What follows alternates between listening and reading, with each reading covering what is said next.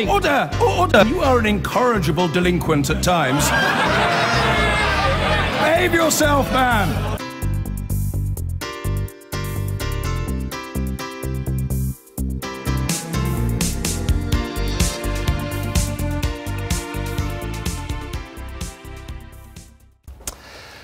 Right, what a Prosecco. Books about Churchill, dead Alsatians and rugby balls all have in common. Not hard it is Boris Johnson. He reportedly annoyed the Italians, in fact, when he said they'd lose sales of Prosecco if they play hardball with Britain on trade.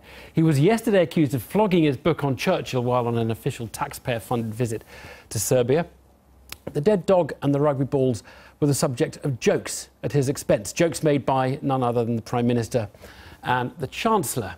Look, Boris is Boris and attracts attention whatever he does, but there have been mutterings about whether he's working.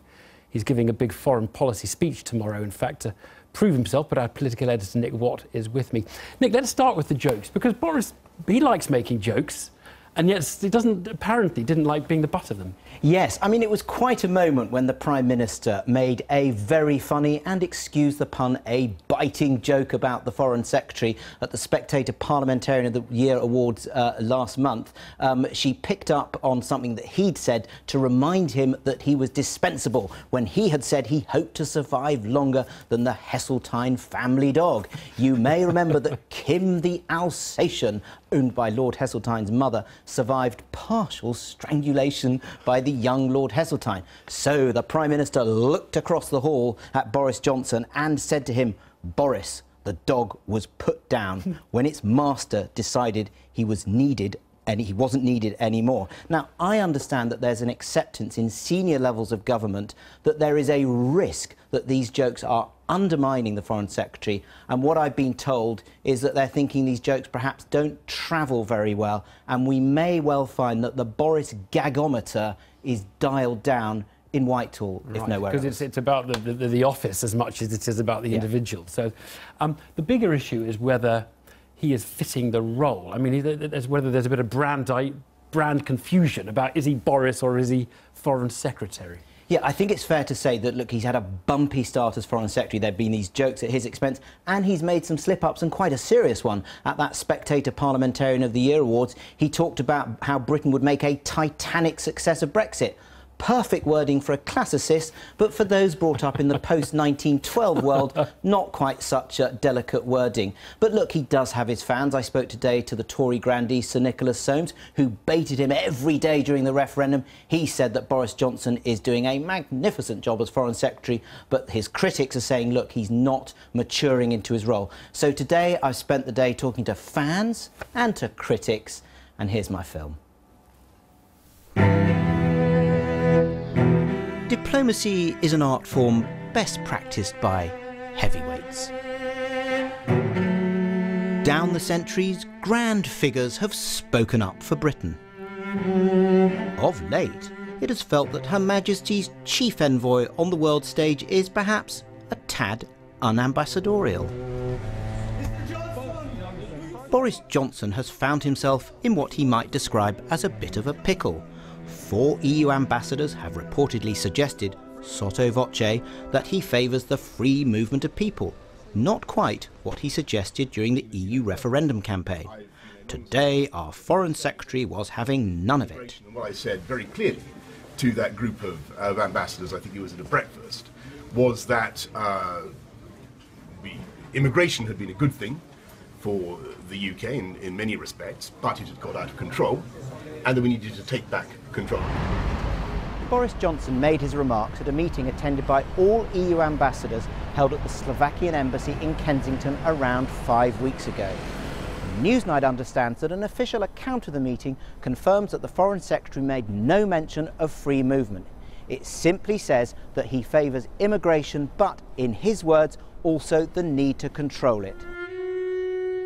The row comes after a difficult debut for Boris Johnson. Critics are wondering whether his loose tongue and his colleagues' sense of humour are undermining him. It's no great secret that Boris Johnson has never enjoyed the warmest of relations with Theresa May.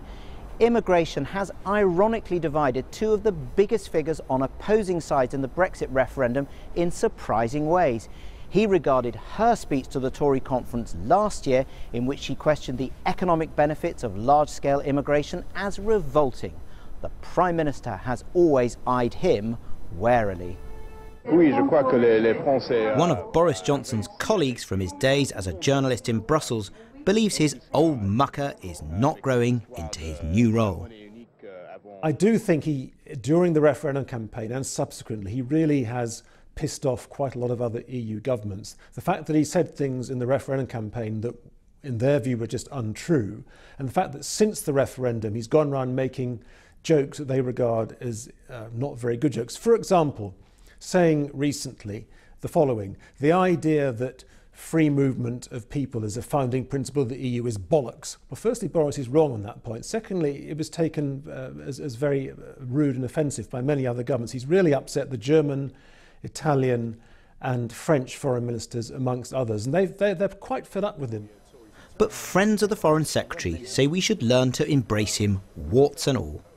He's a very different style of foreign secretary. I mean, I have it on very good authority that when he goes on international visits, he generates this kind of rock star status. You've got people in our overseas embassies who, want to sneak into the picture with him, and he really is a natural ambassador for the Great Britain that we want to project overseas. But he's very different to his predecessors, and we should expect that he will do things in a different way, and I don't think that's a bad thing. Across the ages, Britain's plenipotentiaries have been known on occasions to slip up, or indeed to have been tripped up. But there's a recognition across government that it is now time for a little more sure-footedness. Nick, what there? Well, I'm joined by the Conservative MP Nadhim Zahawi, who backed Boris Johnson for Prime Minister in those crazy days of summer. Very good evening to you. Do you think it is a problem if the Prime Minister and the Chancellor are making teasing jokes about the Foreign Secretary, albeit Boris Johnson? It seems there's some recognition that maybe it's not helpful. Not at all. I mean, look, Prime Ministers speak affectionately about their cabinet. David Cameron used to do it. Other Prime Ministers have done it in the past. So I think a lot of this is really froth, sort of the reality. And I'm on the Foreign Affairs Select Committee, and I speak to many of the civil servants in the FCO, in the Foreign Office, and of course our ambassadors and consul generals around the world. And what they say to me is Boris has been fantastic, not only at mastering his brief, but it's at the people thing, actually making sure that his staff, the people who make the Foreign Office work so well and that we are so proud of, actually feel they've got a Foreign Secretary that really loves his job and gets it. And so it's not true that he was annoyed by the jokes. I mean, he looked a bit annoyed with Philip Hammond in the budget, the autumn statement, when a joke was made about him. You don't think he feels it's undermining him? I don't think Boris takes this stuff, Right. At the end of the day, you've got to judge a politician on his performance and how he carries his team.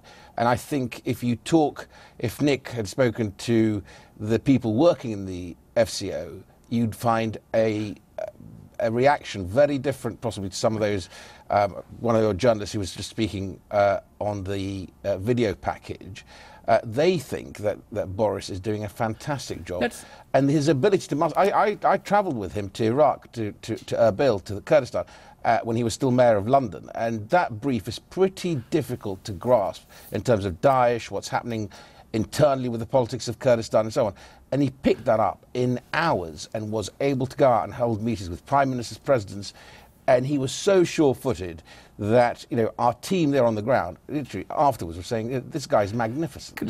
Let's I'm sorry about the sort of fruity language. It seems it's inevitable, really, that when he talked about this freedom of movement principle being a founding principle, when he talked of that being bollocks, would you accept that that is it's kind of Boris being Boris, but is extremely unhelpful and very rude to lots of other people's feelings and other countries in the EU at a time when we're about to negotiate with them? Well, look, you can challenge the whole issue, because under Maastricht it was freedom of movement of labour. We're not getting into an argument about free movement, an argument about the use of that word. If he had said, I challenge the principle, it used to be freedom of labour, no one would have batted an eyelid. He used the B word. Now, is that appropriate for a foreign secretary, or do you think he needs to be a bit more serious? Well, I think he speaks human, which is what makes Boris so brilliant at communicating. But is good diplomacy about speaking human? Because you can look at him sometimes and feel there's a sort of brand dissonance. He's trying to be Boris. He goes to Turkey and says, I've got a Turkish washing machine. It always works very well. And he talks about a Windjammer. We get it. Do you think everyone else in the EU gets it? Well, I've only can speak from experience. I've observed him dealing with other heads of state, and actually that warmth, that ability to speak human, to talk a language that people speak to their families, makes Boris an incredible asset in the Foreign Office and an incredible asset in the Cabinet. Nadeem Zahawi, nice to talk to you. Thanks very much indeed. Thanks. My pleasure.